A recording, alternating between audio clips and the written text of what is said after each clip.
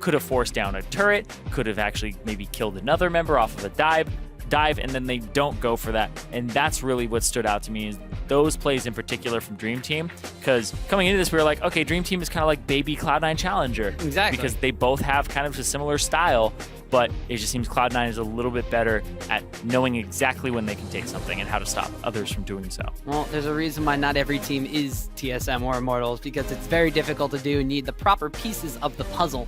Yeah. Some of those pieces that are going to be taken away in this champion select are the Sivir that was taken up by Cloud9 Challenger in game number 1, and actually Dream Team banning away the Braum. They got that in game number 1, but they took it on red side. Yeah, and then a lot of mid-lane bans here. This is pretty much the meta at the moment. That first pick, Braum, not going to come out. Karma's still on the table, so if Dream Team take that away, they give it to Norscarin. And that's the most likely first pick here in my mind, is that Karma. Rek'Sai But, actually left. yeah, no, that actually makes a lot of sense too. Rek'Sai went unpicked or banned last game. Sorry, it was banned by Dream Team, and that's why it wasn't picked. Sorry about that. Well, with the Rek'Sai picked up for Dream Team, the response from Cloud9 Challenger is 2 of the very same picks they had last game. Shen picked up here, as well as the Karma. Yeah, the Karma's just such a great pick, because if you throw it on the support role, it enables whatever your mid laner is going to play even harder. That's why the Karma and Sivir as a combination gives you all of the engage that you need, so you can run a very high power mid laner. Like, I don't know how many mid laners there are out there watching, but if you ever play Victor and you don't have you have one of those guys, your job just feels so easy. And when you don't have one of them, after you played with one, you just feel like, oh man, like this sucks. I can't reach them. Like, it's a little bit harder to do, or a lot harder to do, but it just makes your job super simple. It's like you got all the ocean and air dragons that you could possibly want. Pretty much, except in combat. Well, the Victor mentioned before is going to be going over to the side of Dream Team, and now it looks like Rumble going to be picked up for the top lane.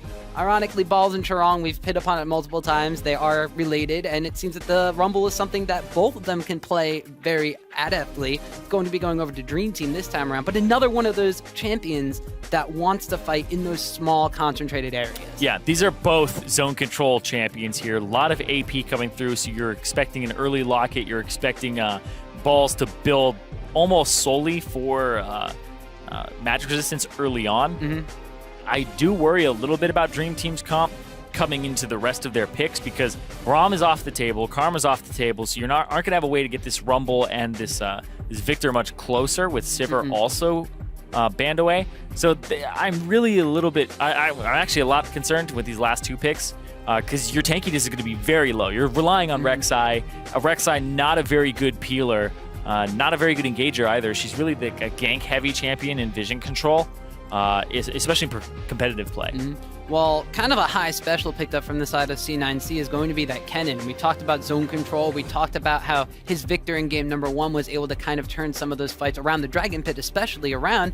Kennen kind of does that even like a step further, with a lot of damage coming out from the slicing maelstrom. He's my boy right now. Like, Kennen, I was very surprised when the rework came about, and I was like, why aren't people playing Kennen? The mage update was really good to him, and it's actually quite funny, because like I made a post about it on Reddit, and people went like telling me like why it's not working. I'm like, okay, I still not convinced. Like, the wave clears low, but like Proto Belt now fixes that 40-second cooldown. Also, just the fact that you hit everybody in a team fight makes it ridiculous. And there was that old school Kennen Vladimir combo that used to exist. Like, that was really dirty. And now with things like Karma, your TP flank, now you don't even have to use it. You can just Karma speed up, use your E, run straight into the team. Not as flash reliant, especially with Proto Belt being a thing. Well, unfortunately, Vladimir almost on permaban or pick away status nowadays. Not going to see that one. Dream Team's going to round out their composition with the Lucian pickup, as well as a Bard. So we've seen Bard being able to dominate if they go for potentially a 2v2 matchup. He definitely has some utility in his kit to help swing that in his favor, especially against a more bully support like the Karma. But the Lucian, you mentioned double AP. We've seen Lucians going for a very heavy armor penetration build. If Balls does wind up building a lot of magic resistance, once again, Dream Team may be able to do some things in the early game with that. Yeah, the flat penetration will be quite a bit effective here. I do wonder what's going to happen later on, though, with the Lucian, because the armor penetration build is really good against people who, have low armor and if they have high armor. But what if you're just stacking that HP and you get like a Thorn Mail? Like that's honestly like the way to go. Is you go with the Magic Resist build, and then you build the Thorn Mail, and you're like, all right, I'm done. Maybe Sunfire from Shen, because I want to feel good about having this wave clear. But overall, like, I think the picks were kind of back and forth here. I think that the Lucian coming out is a good idea alongside the Bard, but then the Twitch counter, Altec now has the ability to take over the game, especially against everybody who's squishy. Yeah, and he's had that Twitch banned away from him twice so far in the Challenger Series, so not going to be, or going to be a deadly force on that one, so we'll have to see how things play out. But guys, keep those series predictions updated over on Twitter. In case Game 1 changed some of your minds, enter the hashtag DTWin or hashtag C9CWin to @LOL Esports to get your votes counted, because we want to know who you guys are supporting in these games. Yep. And speaking of getting supported, this Twitch with the Karma, that gives him another tool to trade because of he's such low mobility. Giving him a shield to get in, giving a root, and then that guarantees that you're going to land your W on people. It's just a very good support to pair up and actually give you a lot of lane pressure. And Twitch was always kind of considered not the counter to Lucian, but the range disparity made it so that Lucian can't do anything later against him just because he ends up popping the ultimate, and you're like, okay, well, this Twitch is just annihilating me, and there is zero things I can do about it. So you're free to pick the Twitch into the Lucian. If anybody's going to lane swap this game, I actually do think that it's Dream Team. I think they're going to try to blind lane swap to the top side. We'll have to see. It was Cloud9 Challenger in Game 1 who opted to do it. They were also on blue side, so it may just be a trend that we see, but we'll have to keep our eyes peeled for where both of these teams are going to be moving in the early stages of the game. We saw Dream Team try to dictate the pace of the early game, worked out for them extremely well, but if Cloud9 Challenger wants to go for that matchup in the 2v2, it may wind up playing out differently, although it does look like that it's going to be the lane swap coming in, initiated by Dream Team this game. Yeah, I think that the fact that it's the bully lane in the bot side with a Twitch could be absolute disaster for you. And the Lucian and the Bard don't fare incredibly well against it, but it's still okay. They just don't want to risk it. Well, Lemonation making his presence known in the bottom side jungle, actually forcing both Charong and Acadian to go all the way up to their Raptor camp to start off. They don't want to take the harassment from the Mantra Qs. This is going to wind up going out over here. Hit level 2. Yep, looks like Acadian's going to get the burrow, unburrow down Charong. Now the exhaust has to be used by Lemonation and the flash. So the easy harass that Lemon got in game number 1 is not going the same way this game. Yeah, High's also playing to that side. Lemonation is just dancing with death right now. Like, they could flash, unburrow, kill him. Like, this is scary. Also, speaking of dancing with death. Yeah, Norscarin trying to do his best Lemonation impression on the opposite side of the map, but Contract had already leveled up since they got the early camps, and Red's going to reset here for Acadian and Charong, but it looks like they're going to wind up taking that one. An immediate teleport coming out from Charong as the red buff goes down. So it looks like the lane swap's going back and forth once again. These towers are going to wind up trading, but now we have to keep our eyes on the junglers, because last time this happened, Contract was able to invade into Acadian's side of the jungle, and they got bottom lane advantage because of it. Yeah, also Acadian was on that side for almost no reason, but he was still trying to clear out like Scuttle and give his team some vision, but he was a couple seconds too late to do so. Also, this is going to be a very interesting mid lane, because one of the junglers doesn't need blue, and one of the other mid laners doesn't need blue 100%. Like, blue does increase your energy regen and your AP by 15%, but High doesn't necessarily need it, especially since Thundering Shuriken, the Q, is now really just energy efficient. It's so low now that spamming it really can't run you out of energy like it did before. Well, we do see High making some advantage off of that as well. We said Kennen, normally a little bit preyed upon for his lack of wave clear, was able to shove the minion wave into Peckinwolf's side of the lane. But we'll have to see how this matchup plans out, because as excited as you were for the Kennen and Champion Select, I'm actually really excited to see how it breaks down once we get to those objective fights. The lanes are swapping back up now, so that means that Cloud9 Challenger this time around is not going to have their duo lane bot, but by sending them topside here to try to cut off Charong, Lemonation continuing his bully roll here, gets a large chunk of damage on Charong. Doesn't quite have to use any summoner spells to get away, but still pushing him away from that minion wave. Yeah, making sure that He can't get anything here, and so Norscaren's going to try to answer on the opposite side of the map and make sure that no top laner gets anything. And Acadian, no. Going over the wall, wants to find himself a Contracts here as High forces the flash High out has of Acadian. Ignite. Flash after. Is Acadian going down? Looks like he's just barely going to survive through that one. Oh, last tick. Good to go. Calculated. Yeah, flash and ignite there in exchange for the exhaust. I believe Peek and Wolf throwing that one down, really helping out because any extra damage would have been the death of his teammate. It's a little bit more excitement we saw out of that mid lane compared to last time, although High has been playing quite aggressively. We saw when they got the early Ocean Drake, that was kind of his go button to start trying to bully out Peek and Wolf in the mid lane. This time around, all it took was finding Acadian on his side of the jungle to try to get things underway. So a little bit more aggression coming out from this mid lane matchup this time. Yeah, I think that he can be incredibly aggressive here. I think that he likes to play his Kennen kind of fast and loose. He constantly throws out the spells. He constantly harasses. And this is how you had to play Kennen. Remember, Kennen in the top lane was just that lane bully that brought the Doran's Blade and like auto-attacked you down for the first part of the game. Against the Victor that wave clears so heavily, you don't have the same type of liberty because your wave clear is not as good. But as soon as you get that Victor's flash, all the pressure is on him. So you're hoping that Contracts makes a few visits, that you're able to pop your ultimate, and even if you pop your ultimate once and you get a flash for it, the second time, you're good to go.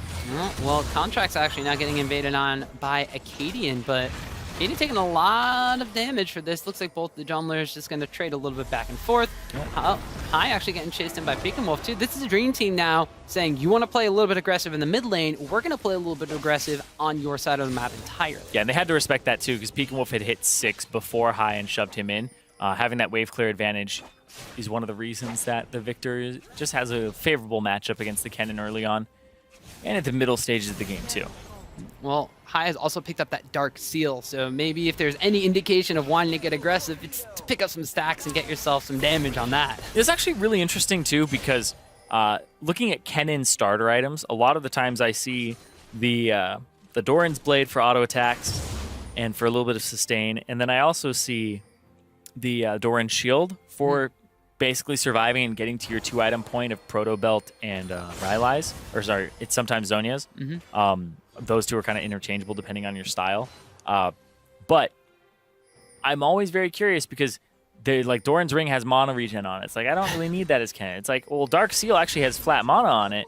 And we'll talk about that in a second, though, because it looks like Chirong might not be long for this world. Does have to flash through that one, but there's no tower in the bot lane from the earlier lane swap. Exhaust goes down, the poison is on, and first blood picked up for Altic. Yeah, big mistake there, feeding that Twitch a kill very early on in the game.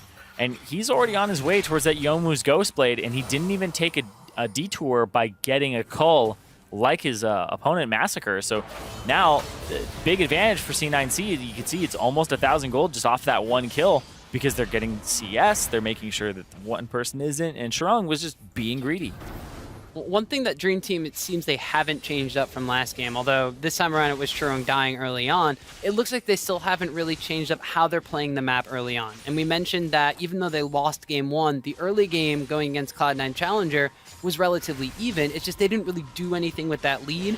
They tried to force some really big objectives, and it didn't work out for them. But this time around, they're invading enemy jungle. They're potentially setting up on High here, although he was pushed into his tower. It looks like they're not going to wind up going for that one. Yeah, that was super cute, though, because if they had gone for that, Dream Team would have died. Yes. High has ultimate, and Lemonation and Contracts were both hiding slightly out of vision, saying, High probably said they're going to dive me, and just got them to wait around for it.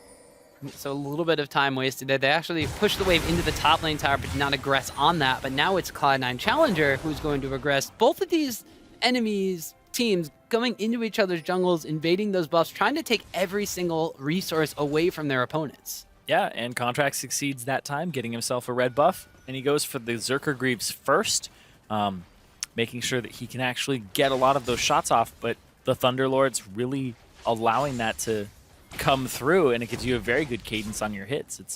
It's funny because we'll talk about that in a second. High going in, but the exhaust comes out, but he's got backup. Contracts comes in from the side. Peek and Wolf gets tied with the red buff, has to flash away. Contracts takes a tower shot for his troubles, but Cloud9 Challenger trying to collapse it. Got the exhaust and the flash out of Victor, though. Yeah, that's big because High is about to have his flash up, and that flash being down means boom, you can just run straight through, pop your ultimate, no problem, ends up going down there if that happens. Now C9C got a little bit of damage trade onto that tower. Acadian was around the backside, so they're not going to try anything too cute to bring that one back in that mid lane dive. High went back, picked up pieces for his proto belt, only a couple hundred gold away from that one now. So as you mentioned, when his flash is up, he has that timing window before Pekin Wolf's going to have his summoners available. We could potentially see some aggression from there, but aggression has kind of been a little bit more of the story in this early game. Dream Team last game were content to go back and forth and farm it up a little bit. Even their item choices are kind of dictating that in this one. Cole picked up for Massacre, as you mentioned earlier, and a Sightstone compared to the early Boots upgrade here from Acadian and Contracts. Yeah, making sure that Acadian can control the jungle. It's kind of standard on Rek'Sai and professional play to go for that first before you have pretty much anything else. That in like Boots 2 and Boots 1, having it so you have at least a little bit of a disparity between you and the people you're chasing down, so that you can eventually knock them up.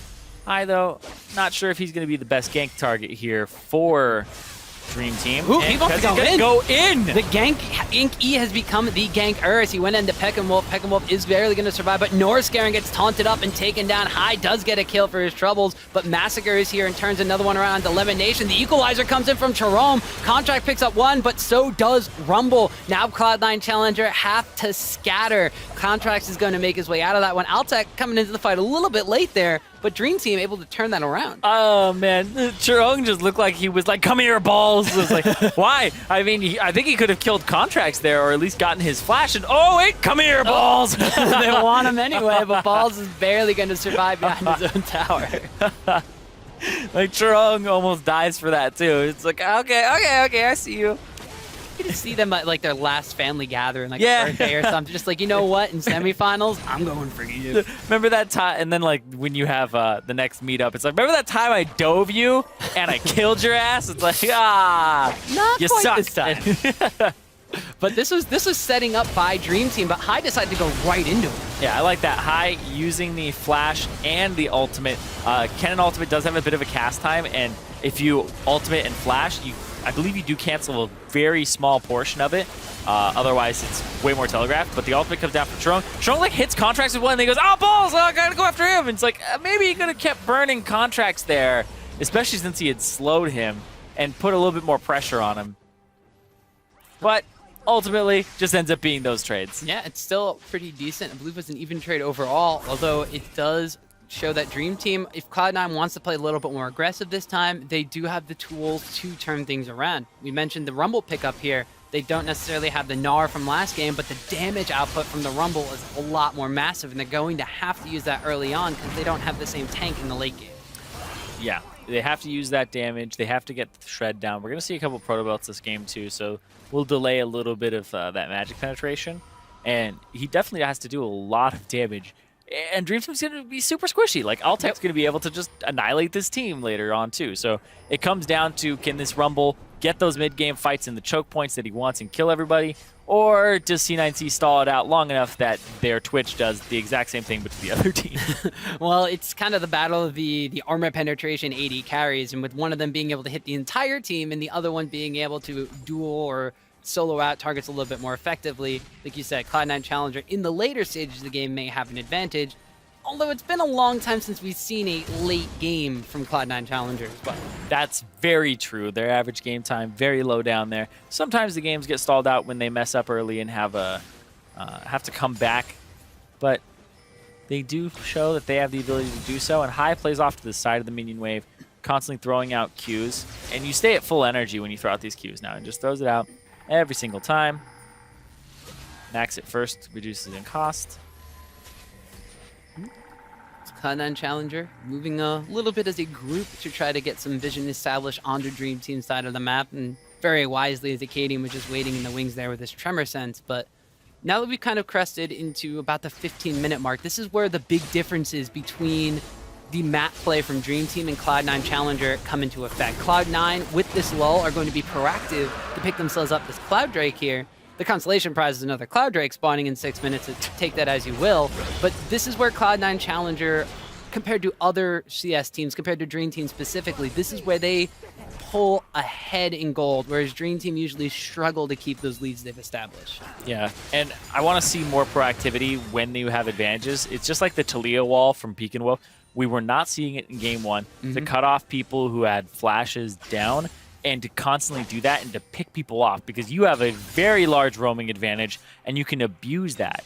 But he was not doing that. And then in this game, I wanted to see Norscarin throw out his ultimate and get people who don't have flashes, like High, etc., and try to set up his team. A little bit of a reoccurring theme this game is junglers running into each other in the opposing side's jungle, as Contract is going to secure his own Raptors away from a bystanding Acadian. But both of these teams have been, even if they aren't making huge map rotations for objectives, they've been all about staying active on the map, as top laners have gone back to top lane, but the bottom laners are still, or the duo laners, respectively, have been more active on the map. We've seen so many AD carries grouped up for fights as they begin, as opposed to kind of coming in towards the tail end of things, and the constant movement on the map is making it really difficult for a team like Dream Team to take those risks. Yeah, but they're going to have to right here. Blue buff ends up getting stolen. It looks like they want this, though. I'm not sure. No ultimate from Chirong. That would have been the go button there. But it's because their bottom lane was backing at the time. Man, I jinxed it. I said that they were usually in the right place at the right time, but they had gone back after pushing out that bottom lane. Altec actually doing the same thing, arriving just as they pushed it out, and he's going to soak up that farm, which is why we see the AD carries still relatively close in CS. Mid laners, pretty much the same thing. The biggest discrepancy, again, though, is between those two top laners, Balls and Chirong. Balls with about another, about 10 or a little bit more CS advantage. Yeah, especially since that wave is pushing towards him. He'll have a bit more here.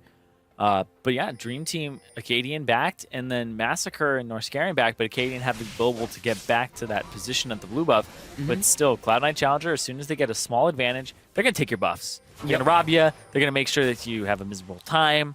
No fun allowed when playing League of Legends here.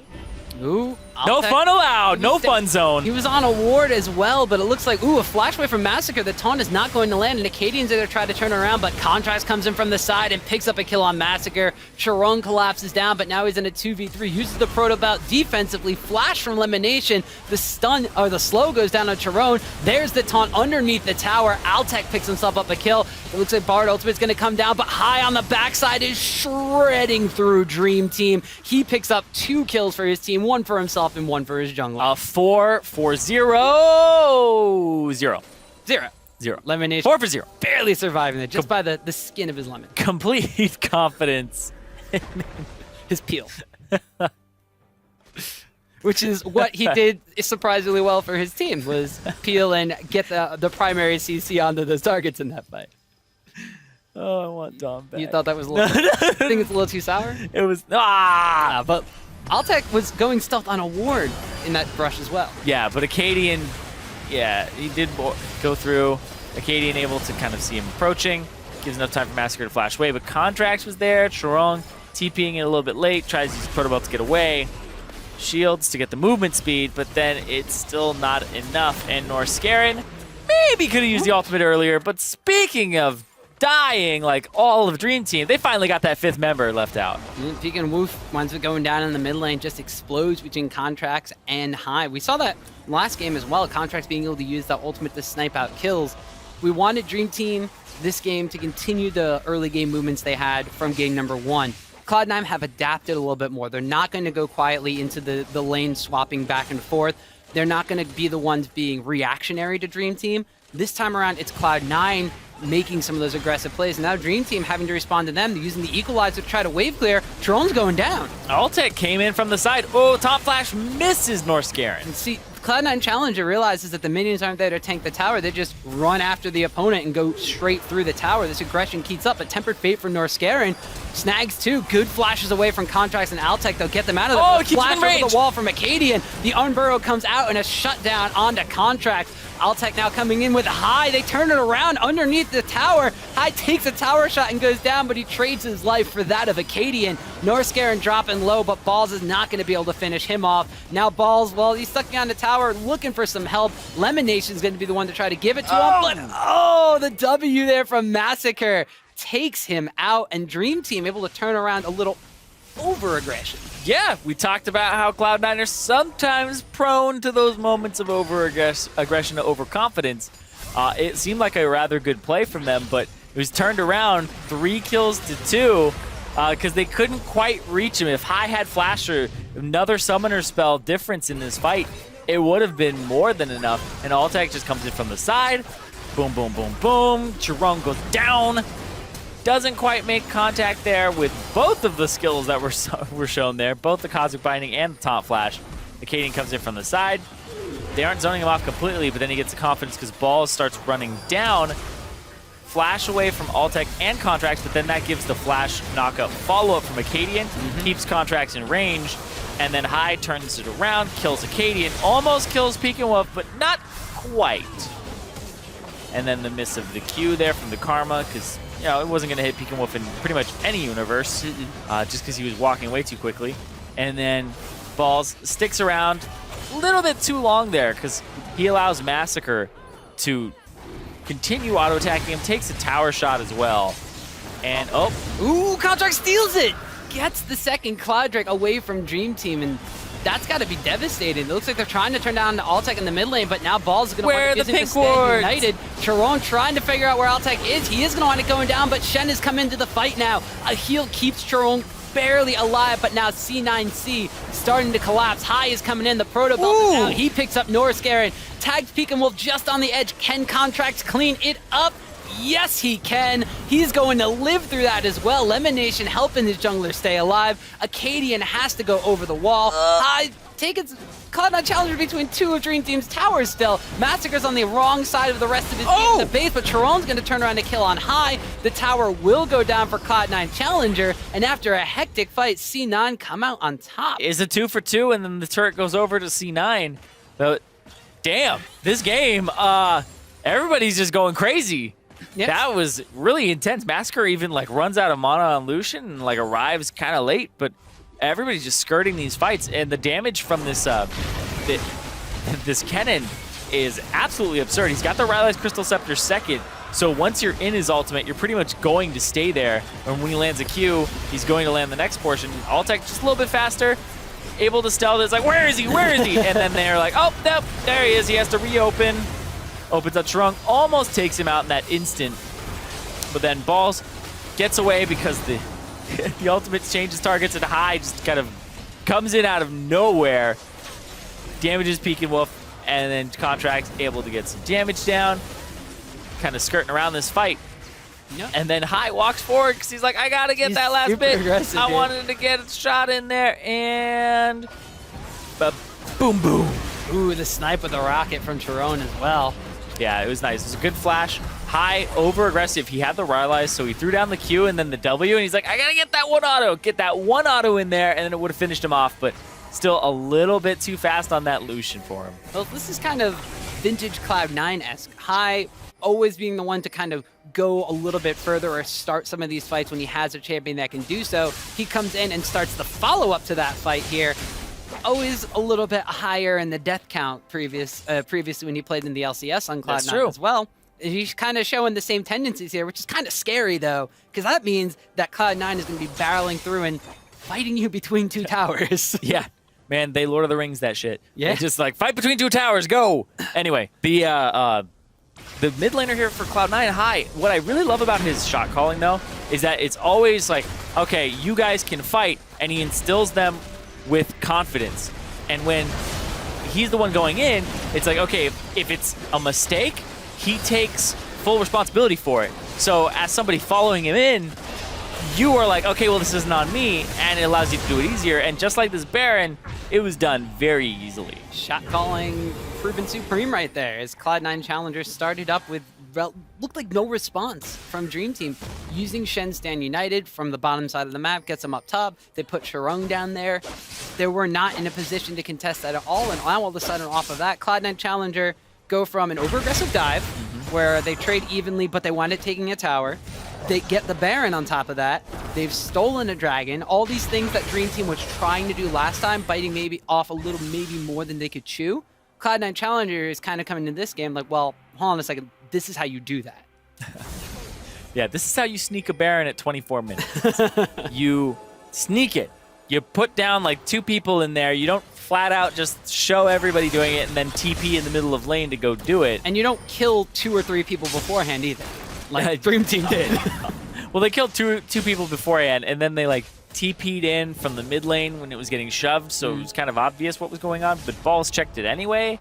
So yeah, it was kind of off when they didn't bait it there, but still, that was last game, and Dream Team, just like unlike us, they need to stop talking about and thinking about the last game and put it in the past, because this is a fresh game right here. Trong kind of low.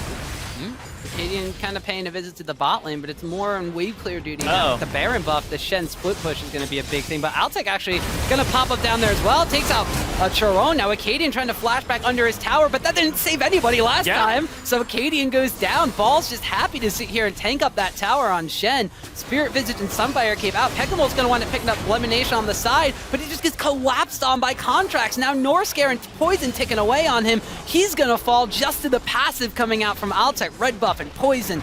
Cloud9 Challenger diving through another tower, killing them and killing their tower. Yeah, and meanwhile, top lane, Hai has been pushing this entire time on this Kennen, using the Proto Belt for wave clear as well, making sure that the minions get to the turret. That's why it's on cooldown right now, and they're going to be able to get 2 inhibitors off of this if they continue this push on the top side. Oh, so inhibitor in the bot lane going to be going down. Dream Team trying to defend this. Hai, like you mentioned, still pushing in top lane, gets the top lane tower, can't quite get the inhibitor. But, Acadian maybe wants to try to come. Oh, he wanted to click it. Oh. He wanted to click it. Hai on top of it. Literally and figuratively on top of that. Really well played. Yeah. And this entire engagement here starts from Balls going in on Charon trying to back away. Yeah, got a Proto Belt away. Yeah. And then I said uh-oh because like the screen changed as I saw Altec like creep in on the top side. I was like, oh, what's going to happen here? And then pretty quick reaction there to throw the rocket at him, but it's still not good enough. There's just so much damage from this Twitch, who now has the Youmu's and then double crit items with the Runaan's Hurricane and the Infinity Edge. Like, Altec has been doing really well with the gold that he has given in both games. The first blood here in this game really just did not go to waste at all on this Twitch. And Cloud9 Challenger now with a large gold advantage here, about bordering on the 10K right now. And this is yet another very quick and fast-paced game played by them. Last game, it was a little bit slow and grindy. They got their advantages, and it was 1 or 2 fights. They capitalized on objective fights, and they were jumped out to such a large lead. Now at 27 minutes, they're playing a different style, being super aggressive, going for fights, being the proactive ones, and it's the same story. 27 minutes, they got an inhibitor down. Yeah, an inhibitor down, another one exposed, and Hai might be a little exposed himself here. Acadian's going to go over the side here, but Hai's going to turn around. The Zanya's Hourglass pickup is going to help him stay alive, as well as the Shen Stand United. Looks like they want to try to melt down Hai now that he's used all of his prevention spells. Massacre is going to be the one to pick up that kill, but Balls is still there, taunting people up and buying time for the rest of C9C to collapse on this one. It's a massacre, and not the AD carry for Dream Team. It's a 3-for-1 in favor of Cloud9. Yeah, and taking down this Kennen is actually a big chore. Kennen now, with the changes to items in the way that he actually builds, he's very tanky. He gets 2 HP items, and then he ends up getting armor on top of it, and he gets cooldown reduction. Kennen did not have access to cooldown reduction before. No. Sonya's Hourglass, Proto Belt, both have it. Even Abyssal Scepter if you eventually go that route. But that allows him to get multiple E's off, multiple lightning rushes, and then he's able to just keep those resistances up. So not able to kill him as quickly, much tankier with the Surge. Tanky, although not sneaky ninja. Taking a page out of Shen's book. Both of them just kind of want to be in the backline more than anything else, and they're not afraid to jump in and do so. Much like Cloud9 Challenger, this game has not been afraid to take fights to Dream Team and even turn them around like this.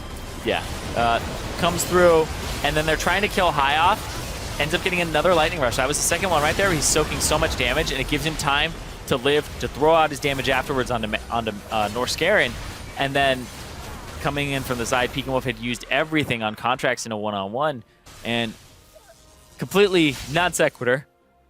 What you were saying about ninjas, there are 2 ninjas on Cloud9 Challenger's squad, and the sneakiest person is actually the smelliest rat you have ever seen. That's entirely true. Those are two awful ninjas. They are really, really bad at They are bad. Well, they're bad at being ninjas, but they're really good at getting Cloud9 the advantages they've had in this game. Balls has been a big factor in all of these fights, part of 13 of Cloud9 Challenger's current 19 kills in this game. And Hai, while he doesn't have the same kill numbers as he did on the Victor last game, has a little bit more deaths as well, has really been the driving factor for either starting or turning around the fights that Dream Team has had. And now with Cloud9 Challenger barreling down into the base, one more fight like that could spell the game. Yeah, and it feels a little bit helpless here for Dream Team because these fights have not been going their way. It's 12, 11, 11.5K gold advantage. They're going to try to go for broke here. Well, they're going to try to use that AoE. Acadian goes in. The Rumble Equalizer goes down on Altec, but he's only about half HP. Now the Tempered Fate misses, hits only a minion. Contracts is going to pick up the inhibitor, and C9C just using some abilities now to zone them away. The Stand United went down, as did the Slicing Maelstrom. The re-engage catches on to Charong, though, and it's going to be Contracts picking up the kill. Now with one down on the side of Dream Team, Cloud9 Challenger are going to be turning this game into a nightmare for them, taking down one of those Nexus towers. But they are still going to play a little bit passive, wait for the minions to come in. Stun actually comes down here from Norscan, but a flash forward from Balls on the Massacre. He has to run back to his fountain. Now it's going to be actually Pekimov turning around, picks up a kill on Altec, but the tower goes down. The Nexus is exposed. Cloud9 Challenger, they're going to pick up a couple cleanup kills here, but they're also going to be picking up game number 2 in this best of 5. Oh, we'll see, and they finally finish it off this after is not Europe. toying Those with necks their not food. Go down. Okay, that's true. They do actually die here, and that's going to be Cloud9 Challenger taking game 2, and now they're one game away from being in the finals and being in the promotion tournament. Mm-hmm. And it's pretty surprising actually how different game number 2 kind of was from Cloud9 Challenger. We saw them kind of matching where the lanes were going to go. We kind of saw them following after what Dream Team wanted to do, even though they initiated the lane swap. They were fine to play the map movement game and take advantage of mistakes. This time around, it was Cloud9 Challenger forcing issues on Dream Team and making them try to adapt. Yeah, I think a lot of that was the composition changes as well. They had a Twitch that got first blood off of a mistake from Charong, where they caught him when he was a little bit too far up past the halfway point. In like the 4th or 5th lane swap. Yeah, it was like really giving Twitch that first blood gives him such an advantage. We saw that he was able to get to his Yomu's Ghostblade a little bit faster, one fight sooner, made a big difference, and then that got him his Runan's Hurricane and his IE, and then the game's basically over at that point because the Twitch is unreachable by all of the mid-range mages on Dream Team, especially without a Karma or Sivir, and it's on Rumble at that point to hit him with an equalizer. But even then, they have a Karma to speed up the Twitch to get out of it. He has a Yomu's Ghostblade now, so Altec was able to run away with this game, even though he's one of the less talked about members. He was able to help them get to the point where they have this gigantic backline threat, and Hai is free to jump in because they know he's not the sole source of damage. Might not be sneaky ninjas, but they definitely were the ones that were able to protect their AD carry, so potentially bodyguard ninjas. And maybe more samurai, but I have bodyguard ninjas, except they're really good ninjas. So yeah, actually, I can't see them right now. I'm a little afraid. Perfect. But Cloud9 Challenger in that game, like we said, they played way more aggressive than they did in the last game, and they were starting taking fights even earlier, and they were the ones making those things happen. Like around the 16.5-minute mark or so, Cloud9 Challenger wind up going into the bottom lane, even though they saw Altec in that brush, they wound up winning this fight. Yeah, and then he even just, comes in, and that's the thing is they don't always know exactly if like the Shen ultimate is going to come through and like who's there as well. So Contracts comes in from the top side as Charong is TPing in, and they're already rotating on Cloud9 Challenger side. Pekimov barely gets a piece of this fight for a very long time. The taunt onto Charong picks him up, but okay, Balls will just tank the turret the entire time. Thank you. And then I love that he went for the Sunfire Cape because Shen needs to have a little bit of the armor to tank turrets, or else it's just going to destroy you, even if you have a ton of HP.